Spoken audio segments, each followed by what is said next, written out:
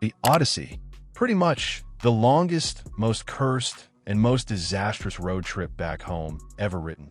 10 years, surrounded by giant monsters, shape-shifting witches, and hot-tempered gods. Everyone always asks who the strongest movie or comic book character is. But the real question is, who would actually have the brains and the skills to make it back home alive? Because out here, throwing punches isn't enough. You have to trick a Cyclops, keep the sirens from frying your brain, avoid getting turned into a pig by a sorceress, and, above all, do not piss off Poseidon. Today, we're taking 8 iconic characters, throwing them right into the Aegean Sea, and ranking them in 3 tiers. They make it to Ithaca. They might survive. It's not looking good. Let me kick things off with the one everyone thinks would win with their eyes closed. And let's see where he crashes. Let's start with the Dark Knight. On paper, Batman is the modern Odysseus. Tactical genius, 0 powers, and a willpower so insane that the sirens would put on noise-canceling headphones themselves out of sheer desperation. Polyphemus? Tricked in 3 minutes flat, without even dropping his real name. Circe? He figures out the poison trick before his lips even touch the glass. His real problem?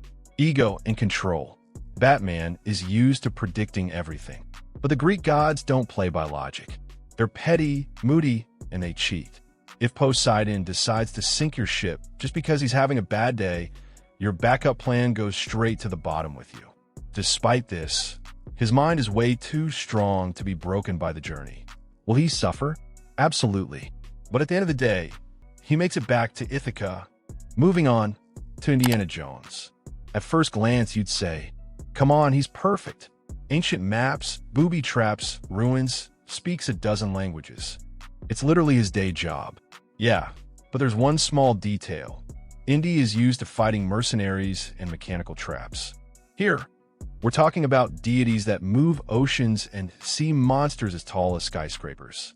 With his wits, he might actually figure out a way to escape Polyphemus, and his ridiculous luck would save him a couple of times.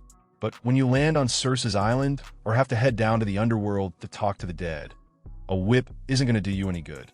Indy is a legend, but he's still just a human with no defense against magic and divine wrath. By the 3rd Poseidon storm, his adventure ends at the bottom of the sea. Indiana Jones goes straight into, it's not looking good. And speaking of a sea, let's talk about Captain Jack Sparrow.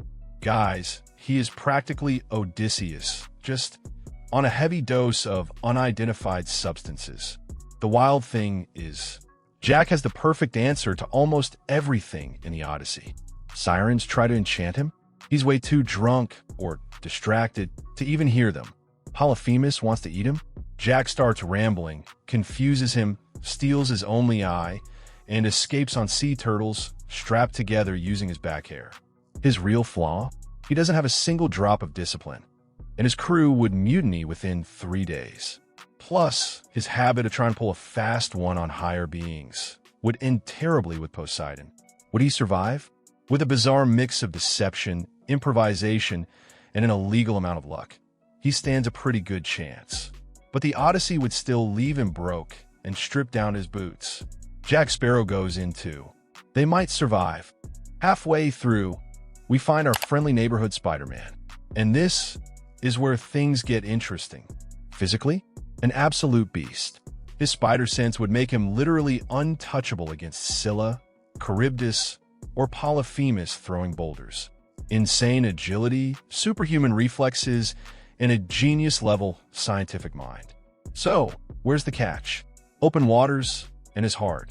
First problem, there are no skyscrapers in the middle of the Aegean Sea. Your webs aren't very useful in open water.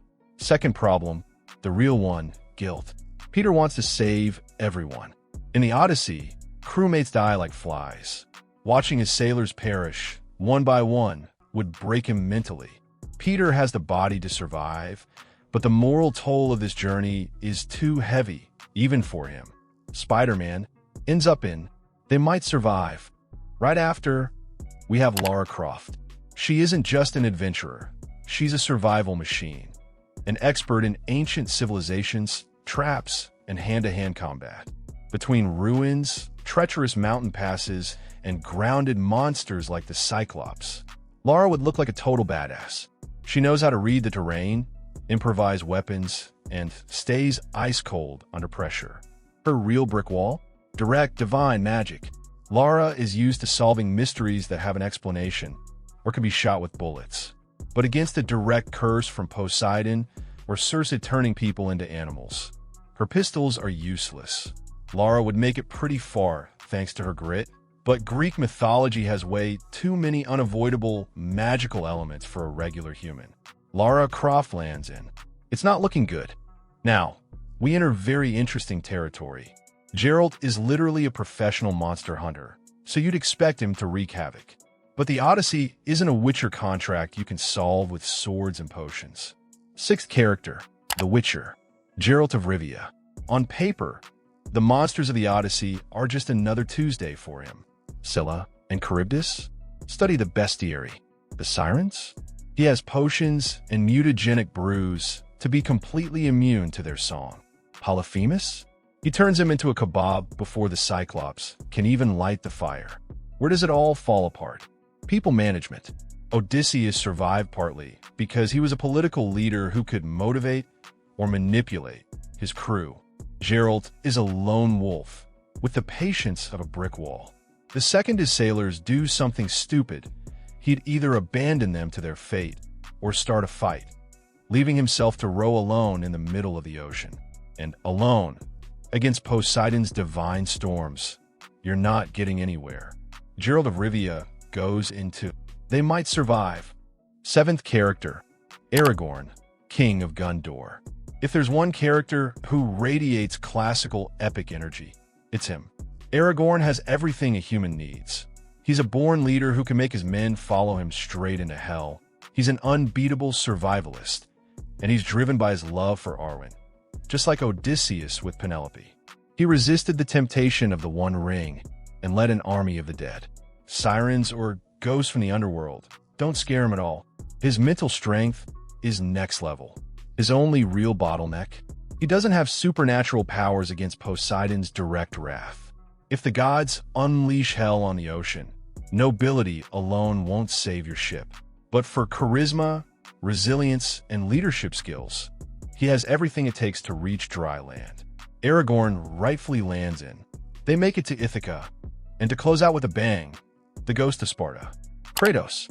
The question here isn't whether Kratos would survive the Odyssey. The real question is, would the Odyssey survive Kratos? Polyphemus? Turned into minced meat in 5 seconds. The sirens? Silenced with his bare hands. Circe tries to turn him into a pig. Kratos gets so mad, he snaps the curse with pure rage. And Poseidon? Poseidon wouldn't dare throw a storm at him, because he knows damn well Kratos would walk across the waves just to rip his head off. Kratos doesn't need stealth, tricks, or patience. For him, the Odyssey isn't a survival test. It's just a casual weekend routine. Kratos blasts straight into. They make it to Ithaca, and there you have it. 3 make it home, 3 barely scrape by, and 2, well, they're never seeing Ithaca again. Now tell me in the comments, who did I overrate? And who would you throw in a part 2? Drop a like, subscribe to the channel, and remember, if you run into a Cyclops, don't give him your real name. See you in the next video.